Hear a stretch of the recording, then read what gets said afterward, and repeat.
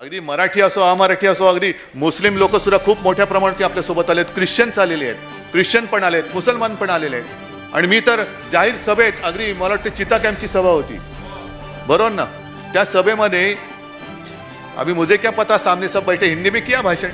अचानक मला कारण समोर जी गर्दी होती, तो जिथपर्यंत नजर जात होती तिथपर्यंत सगळी गर्दीच गर्दी, घरं दारं सगळी, फुटपाथ तर भरलेच होते, सगळी गर्दी. आणि त्याच्यात मला कळलं की 90% जास्त वस्ती ही समाजाची.